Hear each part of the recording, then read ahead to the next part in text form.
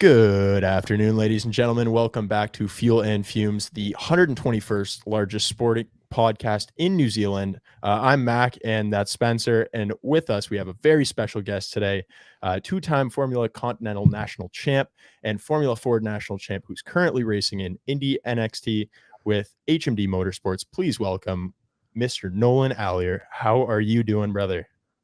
I'm good, guys. Thank you so much for having me on. Appreciate it. Dude, it's a pleasure. Absolute pleasure. Did I get the last name right? Sorry, I know. You did. Yeah, okay. Allaer. Allaer? Okay, perfect. Crushed it, dude. I'm surprised with the reading as of recently. I'm surprised. Went in there and crushed that right off the hop. Yeah, dude. We're dialed. That's it. It's a Mac podcast day today. So yeah, of course, we've got Nolan with us, who is currently racing in the INDY NXT series. This is your rookie season, correct? Correct. Yeah. Yeah. We're legally obligated to say INDY NXT by Firestone. INDY NXT by Firestone. All right, we'll lock it in then. INDY NXT by Firestone. Chevrolet Detroit Grand Prix presented by Lear. Got to say the whole thing. Can't say anything. Okay. All right. So obviously, you're new to INDY NXT by Firestone, but your love of racing runs deep in your family. So you're a third generation racer. So you spent your childhood at the racetrack with your father, uncle, and grandfather in SCCA. Yes. Yeah, exactly. Yeah. So sorry, go ahead. No, it is exactly right. I kind of recently found out it was actually fourth generation. My great grandfather used to race hydroplanes. Doesn't really count since it's not on wheels. Definitely counts. Yeah, that definitely counts. That's nails. Yeah. So that's just being psychotic just runs in the family, I guess. Yeah.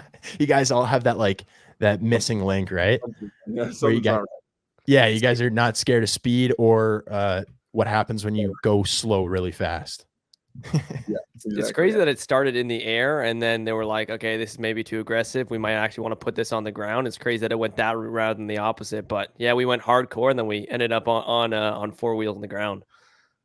Yeah, exactly. I mean, I don't know if I could do that thing on water. I don't know about that. So yeah, because that's a boat, right? Yeah, hydroplanes. Yeah, the boats. I mean, they technically. The idea is that they fly because then you minimize drag. So the idea is that they're they have these rudders. Just skimming. Barely on the water. The less of the boat that's in the water, the better. So it's hydroplane. Oh, okay. Fair. See, I originally thought we were talking planes. You said water and planes, and I went right for planes. I immediately thought we were talking about planes here. The hydro threw me off. I'm like, is this plane run off of water? I was like, I hope not. No, we're talking boats, skimming. Hydrogen-powered planes. And my grandpa always kind of uses this analogy as a reference for how far you push it when you're on track. It's like you don't really know where the edge is until you find it. And the thing with hydroplanes is the idea is you want to have as little of the boat in the water as possible. So your idea is to create lift. How do you find out when there's too much lift? You flip. And that's kind of it's like, well, you've now found the edge and you're now upside down. So yeah. And now there's a team of people coming to get you. Yeah. Yeah. I wonder how hydroplaning would work if you went fishing, man. It'd be some pretty quick fishing. Unbelievable. Fishing. I don't even know how you do that. So I guess I was just going to ask, what was it like growing up in the track, and, what's it like being able to carry on the family's tradition of, having that missing link going fast? So as every racing driver always says, I started karting when I was 4. So I did the chance to go kart at a young age, and I did the Florida Karting Championship Series from 2008 to 2011, but I actually quit karting in 2011. I absolutely hated it. I just hated it. It was hot. It was miserable. My dad was my engineer, crew chief, mechanic, driver coach, team owner. It was just the two of us. Yeah. Imagine just getting beat up every weekend by pro teams. It was awful. So it wasn't fun. So we didn't want to do it. So and there's no point to continue doing it. So I quit the sport and I wanted to play hockey, and I did play hockey for forever. And that was my entire life up until COVID. And I'll get into that a little bit later. But basically, I still went to the track with my family, and I loved being around the cars. I've always loved cars, and I love going to the track and helping my dad in any way I can. But I didn't really start getting interested in cars specifically until 2018 when I turned 16. And it's like you're getting your first car, and it's like, okay, I like cars again. And then 2019, I started sim racing. And then with COVID and COVID blew up sim racing, I was in this prime of sim racing at this point, and it went really, really well. And that's what kind of got me my chance to get back into a real car. That's actually pretty interesting. Yeah, like nobody. There's like some NASCAR guy, right? That like he started doing NASCAR because he started racing ovals on the sim, and then he got out of the car and just lit it up, and now he's like Cup Series winner or something like that. Exactly. Yeah. I mean, anytime anybody asks me like, "Oh, how do you get into motorsports?" or "How can I get into motorsports?" I'm not like, "Oh, go throw a couple $1 million at karting." Like that's not the way. That's not the way. There is a way to do that, but honestly, karting will only get you so far, and you're just earning yourself a chance to get into a formula car. And at that point, low level one. What you want to do is start sim racing. You know you have equal equipment. You know you can be competitive with any type of rig. I've been beaten by people on Logitech G920s, which is what I started out on. It doesn't matter what you have. Everything's equal.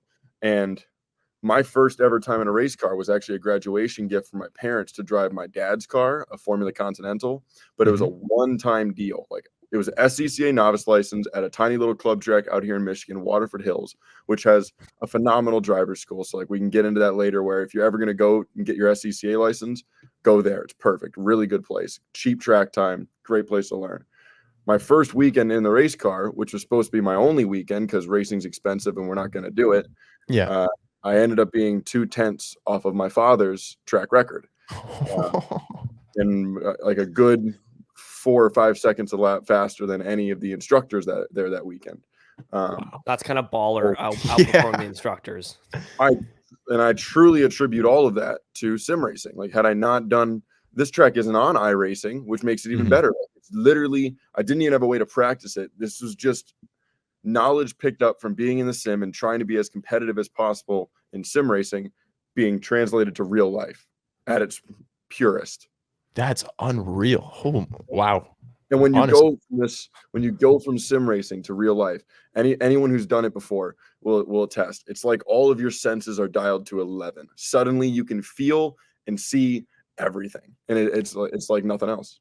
And so everything that like you wouldn't have gotten in the sim starts to make sense, right? Like, you know, you can feel the movement of the back end of the car and like all that kind of thing. Like that's what's coming to you at like that 11th degree. Exactly. And like that's why people try and, they dive down this rabbit hole of I need to throw motion at my simulator rig. I need belts that tighten and everything. They try and find a way to replicate those feelings that you can't get unless you're in a real car. And when you're in a real car, you just feel so much more. Yeah, I played those sims before where they have like the seat that moved and all those compressions, and I couldn't stand them. I also couldn't really get a focus for it to play.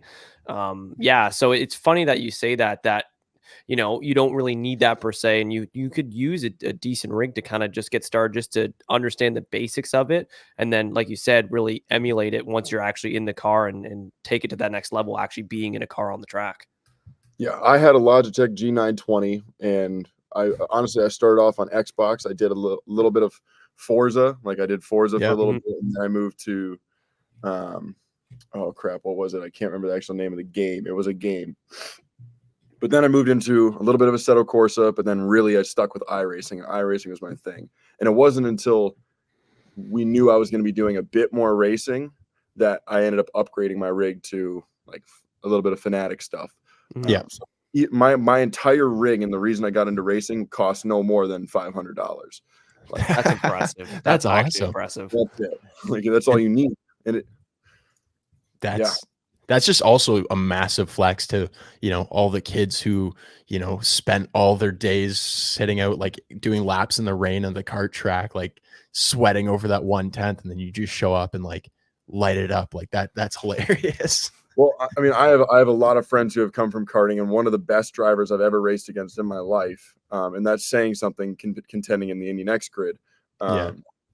Elliot Budzinski, I don't know if you've heard of him. He was my teammate last year over in England. He's a team racing scholarship winner. He's one of the single best sim racers I know, and he's a karting kid. And I truly believe that his time in karting has done him really well for when he got into a race car for his first time. And he absolutely lit up the field. Like he killed it. So there is something to be said about karting, but not everyone can afford karting. Yeah, absolutely. Of course, like, I mean, so many people have gone down the karting route. Like, I mean, Ayrton Senna, like just names like that, they all make their start there. But it's cool to see like, a next generation of driver that can do what you did and just make it through on, sim racing and talent, and like being able to translate that and, mix it in with some hard work, of course. But it's really cool to see that.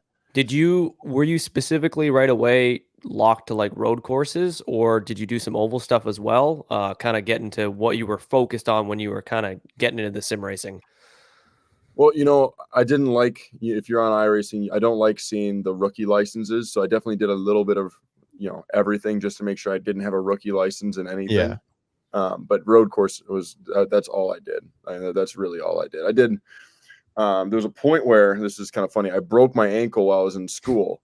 It's a whole nother story where when obviously racing was a graduation gift. So at the time I was still trying to go to college, and racing was this new blossoming thing where I would just get a phone call every once in a while from my dad saying, "Hey, we're going to go do this SCCA regional." Like, "Hey, we're going to go do this." It was never a full season. I never knew I would be back in a car. It was always unexpected.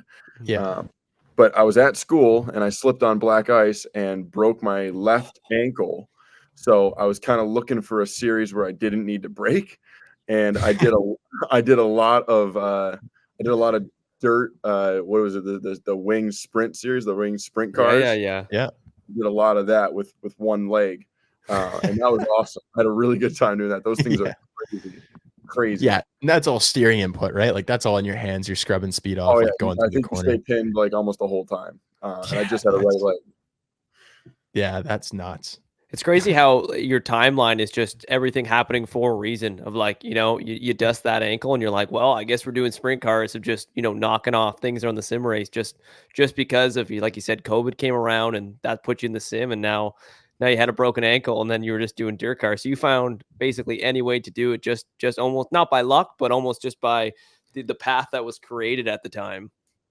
Yeah. And I remember when I broke my ankle, I knew I had a Mid-Ohio event, like I think it was 12 weeks away. So like obviously a long time. Like this wasn't the up until 2022, no racing was a given for me. And I never really knew what was next, but I knew I had this Mid-Ohio week that was 12 weeks away. And the doctor said it was going to take 14 weeks before I could, start running again. And I was like, I'm not having any of that. Like I'm going to do everything I possibly can to be in a car by 12 weeks. So like come the time when I was healed enough to do PT, I'd go to PT, I'd do everything we would do with my trainer, who's actually, his name was Bone Cutter. His last name, I won't say his first name, but his last name was Bone Cutter. I'm not kidding. I'd do that PT again in my dorm room at school. So I was basically doing the double the workload, trying to get back in shape. And then come the Mid-Ohio weekend, we were good. So like it just meant so much to me to be able to get in a car again. I didn't want anything to jeopardize that. Yeah. I'd love to go back onto your family tree, or his family tree rather, and figure out Bone Cutter. Like, who came up with that? Because someone had to pick that name. There must have been a point in time where someone's like, this has to be the name. It was like a hyphen that got dropped somewhere along the way. Like, I remember when I read it, I was like, there's no way this is actual like legal. Yeah. Like, I think it was one of the first things I asked them. Someone's screwing with me. Like, yeah. Someone's pulling my. There's no way my PT is called Bone Cutter. So Dr. Bone Cutter, like PhD. Yeah, that's Dr. Bone Cutter to you. His literal given name. I'm not kidding. That's Mr. Dr. Bone Cutter. Yeah. Oh man. So you said you started racing kind of more full time until like into 2022. Is that so? What did you get your start in there then? Was that like the Formula 1600, Formula Ford? Yeah, so my first experience in racing was in the F2000 car, also known as Formula Continental. That is the old USF 2000 model. So tube frame. I know they have a spec series. In SCCA, it's not as spec, but it is still kind of spec. But it's the old USF 2000 model. It's a bit lighter, a little bit less horsepower. I think ultimately we lap a little bit faster, maybe not really, but the cornering's faster, the top speed's slower. Yeah. And it costs a quarter of the price. Like, so much more affordable. Can't even explain how much cheaper it is. basically that class is great, but there was no competition in that class really, other than my father and the usual suspects of the people who've been doing it for so long. But there was no young talent that really wanted to climb the ranks. At that given time, the only one who was really doing it was Simon Sykes. He was also there. That's when I met Simon Sykes, was in 2021, when he won his Formula Continental Championship. And we knew, like, if you want to go learn how to race and actually be a racing driver, you got to start in Formula Ford. Like, you take the wheels off, you lower the horsepower, and you start learning how to draft, how to manage a race, how to qualify really well, and like how to position your car, how to work on a team, and to compete against 15 other young drivers who are kind of trying to do the same thing you are. And so that's why we went to the SCCA Pro Series for 2022. We had a full laid out calendar. We knew what we wanted to do, and I was the only rookie in the series. That made it a bit difficult. That's actually kind of been the case for every series I've ran, and I've been one of the few rookies, or at least the least experienced driver on the grid by far. So we were always kind of in a state of learning. And so, I guess, what's it like kind of clawing back from that, like, you know, taking that you're a rookie and then, you know, kind of overcoming that. So like, is there anything that you do differently in your preparation, or is that, you know, just more hours that you have to do in the sim, or how does that translate? No, I mean, it's really nice because the expectations are a lot less. You go into a series, like, it's my first real year of racing. Everyone else in the class has been doing like karting their whole lives, and then sim racing, and maybe a little bit, and then also been in these cars for so many years. So it's really freeing knowing that there's nothing expected of you. But in my mind, I have my own personal goals, and I know I want to win because I hate losing. And we had a really good year. So it was I was the only I forget what the actual statistics were. I had 2 wins, 9 podiums. I was 4th in the drivers' championship, and obviously I was the only rookie. That's wow. So you took those expectations that may have been down here, and you just smashed right through them. Yeah, our goal for getting into the championship, like I remember my dad and my uncle saying, who they both race, and they're you know, advising my career very heavily at this point. They were like, well, you know, if we finish in the top 10, we'll be pretty happy. Like, we'll have a good day. Top 5 would be amazing. So to finish 4th was, you know, and to be really close to the finishing 3rd was really nice. It's unbelievable. I want to jump back timelines just a little bit, because I'm curious to, of course, you were playing hockey almost full time at that point. I'm curious, going back to 2020, and of course you were still doing sim racing and COVID hit. Where was that distinction of, like, you know, figuring out whether you're going to keep playing hockey or whether you're going to start actually doing full-time racing? Where was that distinction, and when did you make that decision? So I played high school hockey for actually 5 years. You know, people ask me how I did that, but when I was in Florida, I lived in Florida for, I think it was 12 years. I moved back to Michigan my sophomore year of high school, but in Florida, I was able to start playing varsity high school hockey in 8th grade. So hockey was my entire life, all the way up until senior year. Like I said, racing wasn't anything that I ever considered. And it wasn't until I graduated from college that I was given the opportunity to do this. And this is during COVID, really. My actual graduation was canceled and everything like that. My school was shut down. I ended school really, really early. So it kind of just all happened at the same time. But once I found out that there was a chance to be racing, and I was done with hockey. I was like, there's nothing in the world that I want to do. I've played a lot of sports in my life. I've always been somebody who just loves to try new things. So if you can name a sport, I've probably done it. I think the only ones I haven't done are polo and rugby, maybe cricket too. I haven't done cricket. Okay, I was gonna say, I was gonna throw cricket at you, see if you're a cricketer. Not yet. Maybe because I lived in England last year, but I played 3 years of varsity football in high school. I did varsity tennis in high school in Florida. I was on the dive team. I did Division I cheerleading recently. Wow. What else did I do? Track and field, baseball. I've basically done anything you can imagine. But when I got into a car for the first time, there's nothing in this world that has felt more right. And I was like, this is what I was meant to do. Like, I swear. Wow. So you're just an athlete. That's just it. Well, there's a problem because, like I said, I played football and hockey, and the idea in hockey Yeah. is you can be big and strong. So my entire life I spent trying to get big and strong for Bulk hockey. up. And then Yeah. suddenly I'm in a race car and it's like, hey, you Lose need to be some. small. Yeah. Now I'm 6 foot.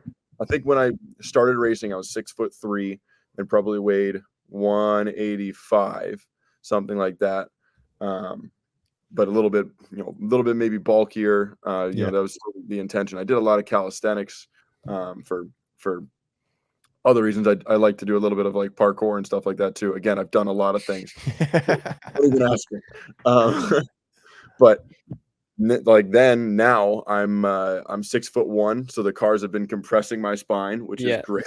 Nice. I'm thrilled with that. Yeah. That's what our medical says, so I'm happy, and I'm down to like 175. So it was a big switch of like eat, go lift, big, strong, and now it's like you need to be skinny and small and like really lean and aerodynamic. So how intense is your parkour? Are we talking like at the park with your buddies, or like those crazy Russian guys off the cranes? Like how intense are we getting here? Harvard buddies. Yeah, I mean, I still have my standing backflip, so that's about as far as I go now. That's it. There you That's go. all. Yeah. Got to keep the neck's probably got to be, pretty strong for that, right? Standing backflip. Yeah. So you try and keep your neck, you're pinned. You pick a point. Oh, okay. Yeah. As you can tell, as you're flipping over, you look, and then you go back and you try and spot the ground. But oh, okay. Well, I mean, I've clearly never done a backflip before, so when you give one a go, just stand up and give one a go whenever you get a sec. Yeah. Okay. When you win your first Indy NXT race, you can do a backflip for us. Perfect. Yeah, let's go with that. Yeah, perfect. Yeah, we'll go with that. That'll probably be a first, right? I can't remember a single person to do a backflip or off the podium, top step. No, now you're talking about like diving. So then you're diving in the car. Oh, man, I need to get into a car. I'm way too tall and I want to race, so I'm like 6'6", so I need to shrink it down quite a bit. Gonna have to cut you off at the knees, buddy. Yeah, that's what we've talked about doing for me. I was like, oh man. Just trying to shrink, and I do believe that these cars have actually been like compressing my spine, because I swear to God, I've lost 2 inches. Let's get Bone Cutter on the horn. Just tell him to do his magic. We're good to go. Sign him up. Oh, let's ring him. And before we get any further into the episode, we are proud to say that this episode is fueled by C4 Energy. Remember to use code FUMES, that is FUMES, for 20% off at checkout. We love this. It's our favorite drink. I drink it all the time. I'm wired. I'm ready to go. I'm dialed. We're locked. We're locked. It's Simple the as best. that. Thank you, C4. We love you. Red Bull, you suck. Every other energy drink, you suck. Celsius, you suck. They all suck. C4 is the best. Simple. Yeah. So right now you're balancing a full-time racing schedule with being a full-time college student. So you're a junior at Miami University of Ohio, which we have just learned is not related to the city in Florida. And so you're working towards a degree in mechanical engineering, which is obviously not easy, but what's it like managing that, course load on top of racing full time, on top of all of your sporting activities that you do? Yeah. So it's like you said, so now I'm going into my senior year. I just finished my junior year, and it's my 5th year at the university technically, because last year I took a whole full gap year racing in England. There's just no good way to continue it. I tried everything I possibly could. It didn't work. And like I said, racing kind of happened while I was going to school, and I started off at Miami University taking 18 credit hours, but then quickly realized if I'm going to do any bit of racing and be leaving and getting random phone calls that says, hey, pack your bags, you're going to Mid-Ohio. Like, hey, you're going to Road America now. Like, I needed to take less. So then I dropped down to 15 credit hours and then did that for a couple semesters, and then down to 12 credit hours right before I decided I was going to be leaving for England. And now that I'm back, I'm thrilled that I get to continue my degree again, and I'm taking 15 credit hours, and then starting July 1st, I'll take a summer mechanical engineering course, just to kind of make it back to the point where I'm taking 18, and hopefully we'll graduate not this fall, but next fall. All right. Well, maybe a little sooner. We'll see if I can graduate in the spring, but it's could be unlikely. Yeah. That's absolutely mega. Like the fact that you're able to, still stay racing and, keep your career flourishing and then, go and still get your education. That's like unbelievable. I But find it so funny how most people have no idea that the majority of up and coming drivers, especially INDY NXT drivers, most of these guys and girls are in school. You yeah, guys are doing, flip flopping on both. They think it's just, full time of racing, but no, these you guys are really doing it all with the parkour and the degree and the racing. So there's not much you guys don't do. I'd be shocked. Yeah, I was surprised to find out that Juven, one of my rivals, Mhm. competitors, Wow. we're not rivals yet. Yeah. One of my competitors graduated from Wisconsin, so him and I haven't really found anyone that's been doing full-time education or really finishing their degree at the same Yeah. point they've got this level. So it's cool to kind of see that there's a couple more doing it now, and I'm sure they've experienced the same thing I have. Every once in a while, I'll get a professor that's like, "Nope, like sucks. You're just gonna take a 0 on that exam," and Oh, then you just end up taking zeros for the entire course. But most of the professors, when they find out what you're doing, and especially in the mechanical engineering field, they can appreciate what you're trying to apply to mhm. your career. They're usually pretty cool about it. They Yeah. let you go, and then they reschedule, and you'll take things later or take them earlier. Oh, that's so nice that they'll actually work with you. With these So professors giving you out zeros, man, you just got to get them in a cart and just dust them. That's how you yeah, get back at these just guys. see ya. And so, yeah. So does your degree in mechanical engineering, does that help you at all with like, car setup and like knowing anything? Like, does it help translate, I guess, over to racing? Well, I get that question a lot, and it's a great question. It's Calc 3 isn't helping me while I'm driving. Yeah, you're not doing Pythagorean theorem. Yeah. It's not doing anything for me while I'm driving. And honestly, it's the material I'm learning might not necessarily help me with anything I'm going to be doing in the motorsports field.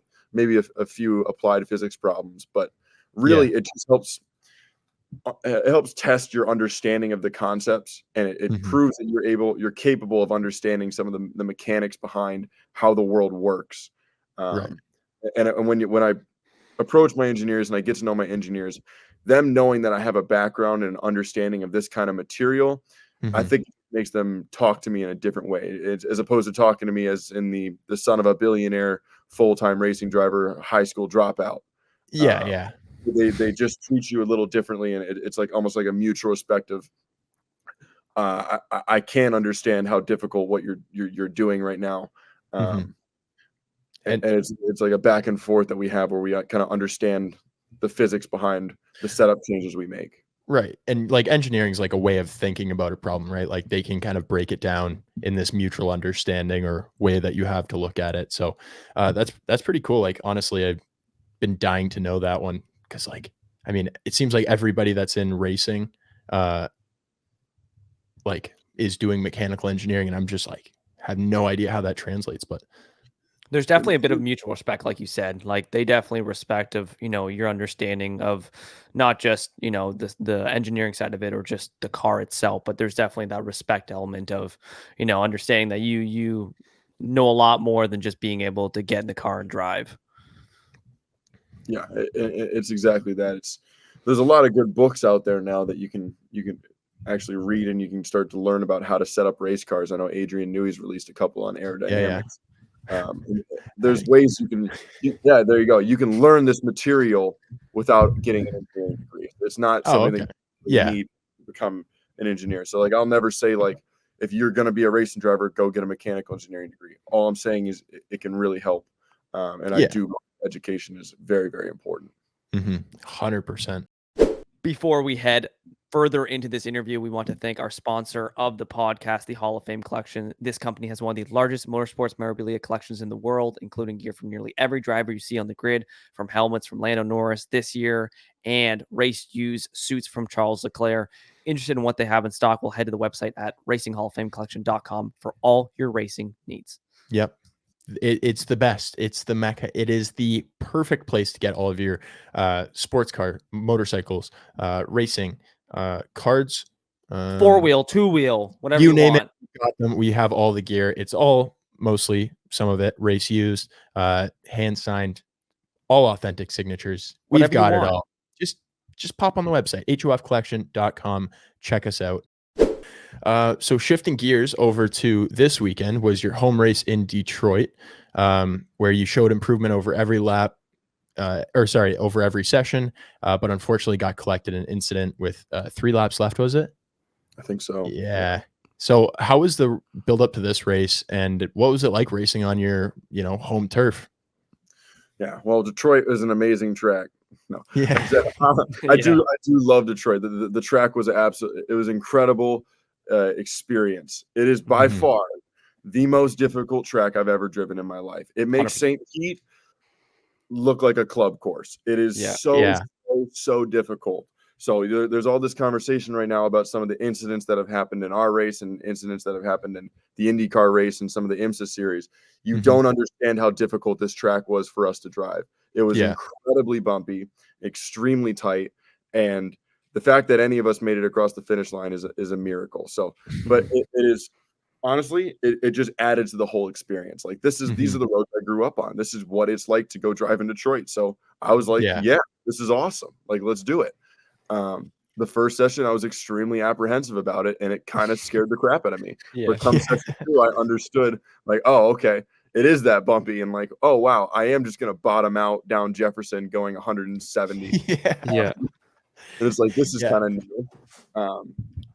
But the whole weekend was just incredible. Like this, I can't even begin to explain the support from the Detroit community itself and all the Michiganders, like coming together to support me this weekend. Like usually when you're doing something like this and you're talking about your home race or you're making posts about something, there's always negative comments and like bad things that you see on the internet. I swear to God, 99%, if not 100% of the comments were all positive and all supportive. So like I can't even begin to explain how incredible it was to be a part of that community.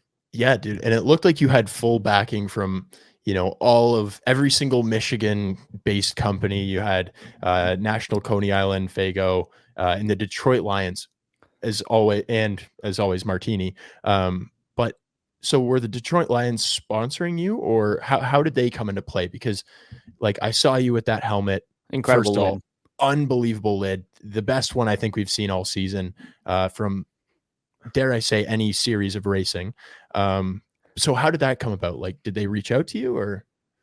Yeah, it's they didn't reach out to us. My dad actually, he's worked in television his entire professional career. And he used to work for the Detroit Lions, and he still worked for the Detroit Lions for some of their preseason games. Yeah. So he kind of knew the right channels to direct the proposal to, where we basically Sure. said like, hey, look, we've got this crazy idea. Like we want to do a helmet and we want to do it with your new jersey that's coming out in your new colors. Yeah. And they were like, yeah, let's do that. Like they were all excited about it. So we got they sent us one of their helmets to use as a reference because they can't give us the color codes because it's proprietary information. Oh, okay. For the Detroit Lions blue. Yep. And we gave it off to another Michigan local painter, Ray Bishop, of Bishop Designs. And he is the guy who paints almost all of the NHL goalie masks. Like he's the reason that he painted goalie masks in the NHL. It's him. He's the one who started that trend. Wow. So this was his first racing helmet. So when we pitched him the idea, and we pitched him this idea again because my dad had him as a connection, and it's Indy 500 time. Good luck getting a helmet painted right now. Yeah. So we pitched him the idea, and we were like, "Hey, like we don't have much time for this. What do you think? Can you do it?" And he was like, "Yeah, give me the shell, and I'll do it. Like I'm so thrilled. I've always wanted to get into racing. Like let's do it." And it took him 10 days, and as you've seen, he absolutely killed it. Like crushed it out of the park, home run. Color matched it perfectly with obviously with no information. Like he did such a good job. Yeah, well, I mean, when you have the goat of painting goalie masks doing it, you're gonna get a pretty damn good racing helmet, right? Exactly. I saw that come up on my timeline, and it was like, hey, you win. That's it. Everyone else can stop trying. You win. It matches well with the suit too. It's an overall design, which was a perfect match for the entire weekend, and it did look fantastic. Yeah. We're still trying to see if we're going to wear it for Wisconsin for the with the Martini colors, the Martini suit. We obviously had National Coney Island as a sponsor as well. Yeah, which is, I don't know if you've ever been, literally my favorite restaurant ever. We go there probably 2 to 3 times a week. Like we were just there yesterday. Brilliant. That's So awesome. this one we didn't really have much of a connection to. We kind of just reached out with the idea, and they loved it. And then we ended up talking to the owners a bit more, and they really loved the idea, and they were an amazing partner as well. And it was the same kind of situation with Fago. We wanted to do iconic Detroit organizations on the car. We wanted to create a Detroit car. So we're hoping for next year we can kind of do the same thing. And I'm hoping that all of these companies will be back and maybe get a few more on the car to create this Detroit car for that weekend. It's such a sleeper sponsor for me, man. Like I saw that sponsor and I was like, this is screaming Detroit for me. I was fully behind that sponsorship. Oh, dude, the Fago was like, it was so like just out of left field. You know, you don't really expect Fago racing, you know, but like, you know, having like what was it, like Fueled by Red Pop or something like that you posted. Like it was awesome. I mean, I mean, this is information that, you know, hasn't come out yet, but I'm sure it'll come out here soon. Fago will be on our car for Wisconsin as well, which is great. Very excited. Lock it in, baby. There's you know, there's two big, really funny things. There's a couple of funny things that happened throughout the entire weekend, but one of the funniest things that happened on the way into the track on race day, my dad and I were flipped off by a Detroit PD. Just trying to get into the track. Like we pulled down the road that we'd been pulling in all weekend, and the cop was like having none of it. He was like, "You're on the wrong side of the road. Like, what are you doing?" Like, no. And then he flipped us off, and it was like, we're just trying to get into the track. Like, give me a break. I thought that was hilarious because Detroit. Like, I love that. Welcome home. Welcome home. When we got to the track, all of our Fago had been stolen. Fago gave us 40 cases of Fago for our team and anyone really we wanted to give it to. We couldn't give it out to the fans for legal reasons, but anyone under our tent, we had 40 cases of every Fago flavor you can imagine. Flavors I hadn't even heard of, like Firework, which was phenomenal. Orange Dreamin', which is like the orange dreamsicle, phenomenal. Yeah. All of it was stolen. Like anything in the coolers, it was all gone. Welcome to Detroit, baby. It's probably T Grizzly. Hilarious. That's ridiculous.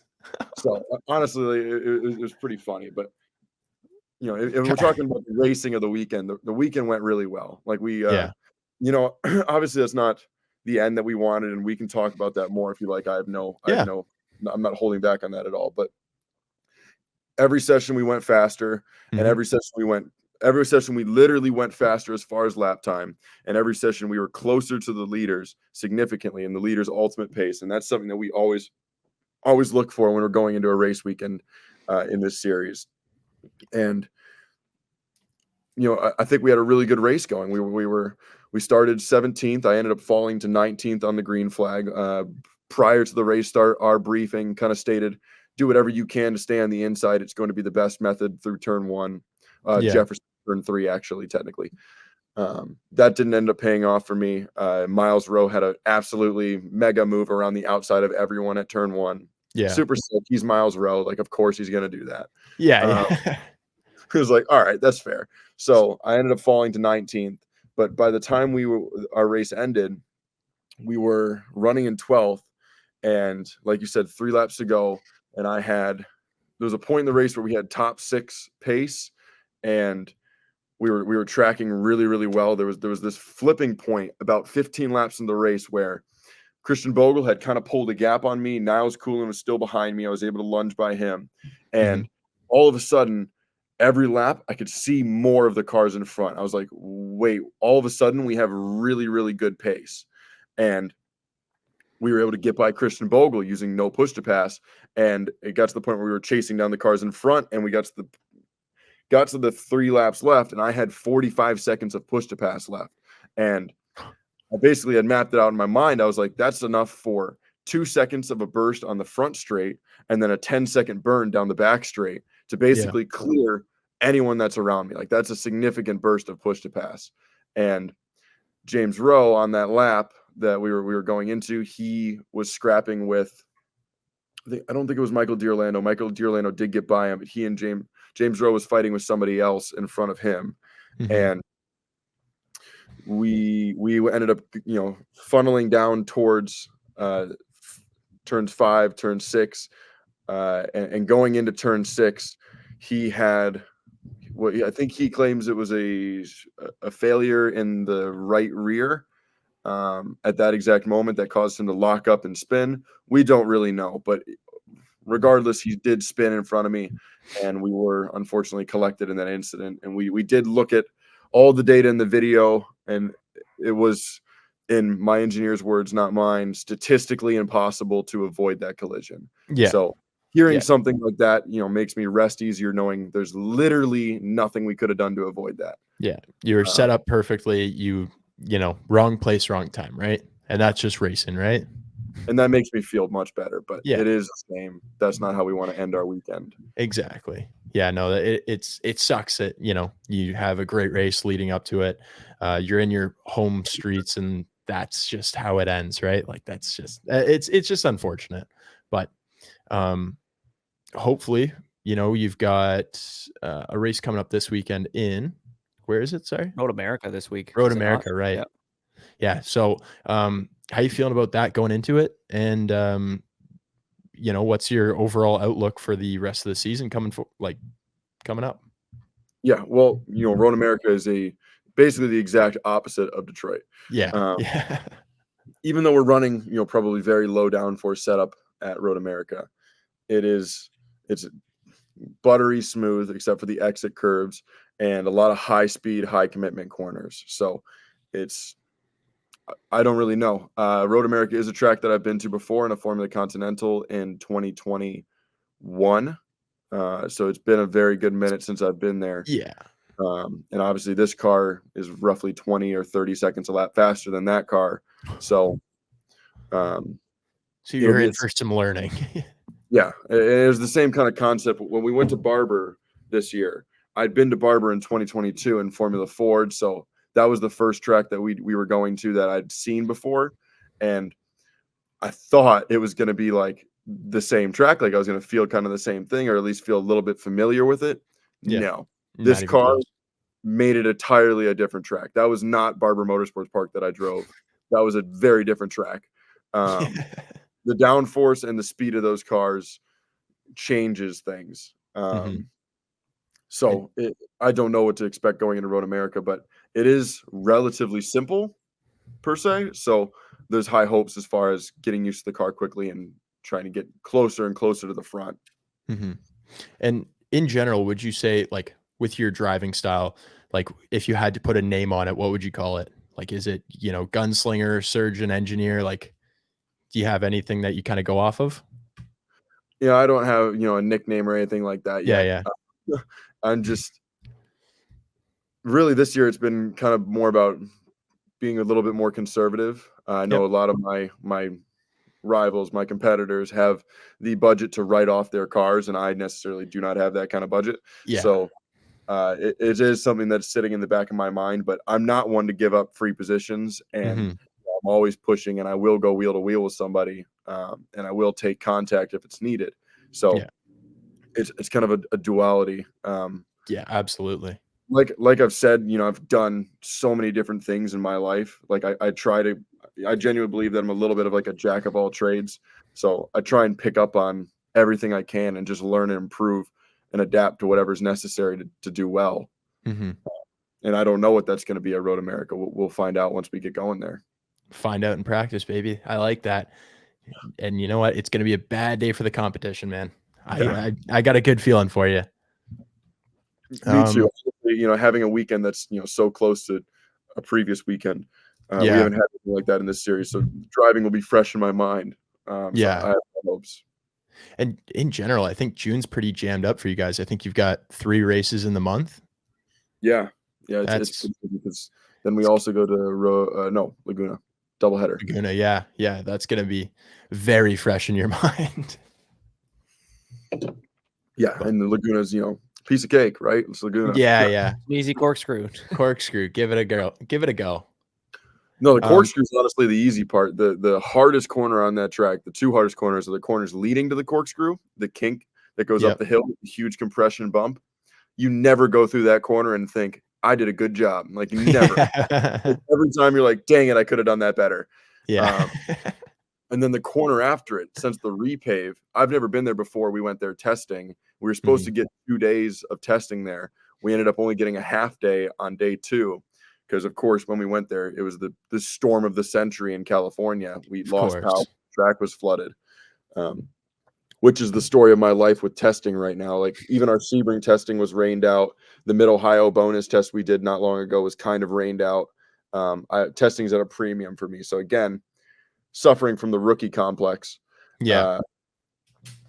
Laguna's hard, and the corner after the corkscrew since the repave is unbelievably physical. So loaded up. You cannot. That's the first time we talked about it in the tent.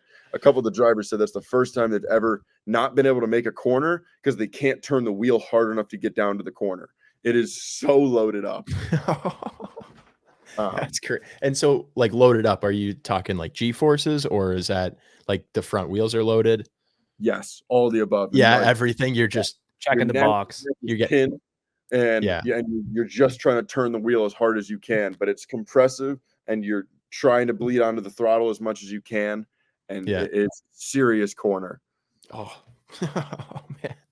I can't wait for you guys to race that. That'll be so good. And especially since the repave, like last year, the IndyCar race was like mayhem. You know, it was like glass for a lot of them. So it'll be interesting to see what you guys can do out there in those cars. Yeah, I'm excited. Yeah. I guess we're pretty much out of questions, but I guess what's the future, what's the future hold for you? Or what are you hoping? What's your dream here? Plan for IndyCar too? Any timelines? You got anything pressed in your head of what you kind of want to do moving forward?